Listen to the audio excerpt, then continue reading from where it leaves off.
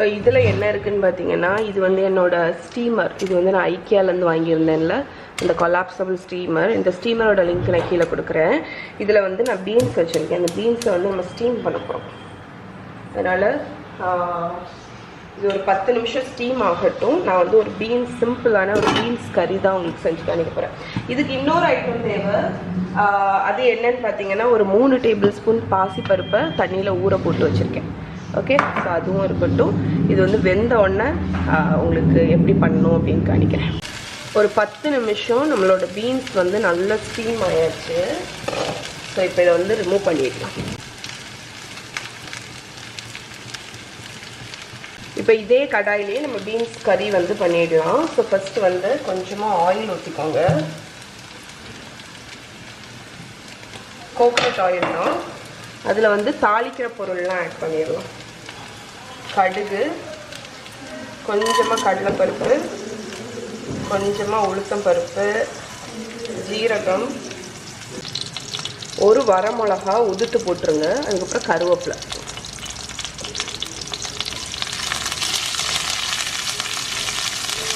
So இது கொஞ்சம் fry ஆகட்டும்.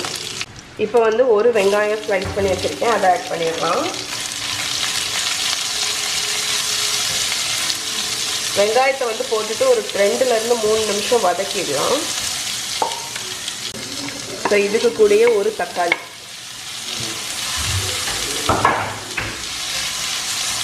ஸோ தக்காளியும் போட்டு ஒரு 2 மினிட்ஸ் சாட்டே பண்ணுங்கள். அதுக்கப்புறமா நம்ம பீன்ஸ் ஆட் பண்ணிடலாம். இப்போ வெங்காயம் தக்காளி 2-3 மினிட்ஸ் வதங்கியாச்சு. இதில் நம்ம வந்து இங்கே ஆவியில் ஸ்டீம் பண்ணி வச்சுருக்கோம்ல, ஸோ அந்த பீன்ஸை வந்து ஆட் பண்ணிடுறேன். ஸோ பீன்ஸையும் ஆட் பண்ணி நான் இங்கே வந்து 1 மணிக்கூர் ஊற வச்சு வச்சுருக்கேன்ல அந்த பருப்பு, அதையும் ஆட் பண்ணிடலாம். ஸோ பாசிப்பருப்பு ஊற வச்சு ஆட் பண்ணுங்கள். அப்போ தான் வந்து டக்குன்னு ஒன்று வேகும்.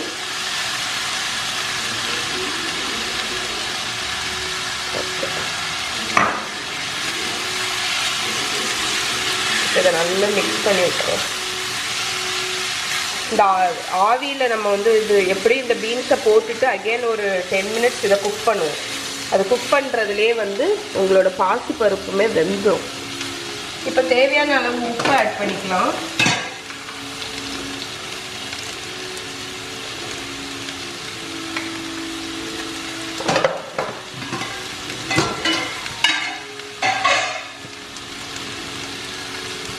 கொஞ்சமாக மஞ்சள் பொடி.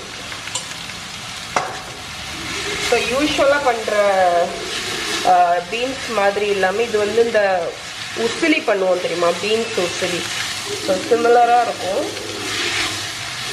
பட் டேஸ்ட் வந்து ரொம்பவே நல்லாயிருக்கும்.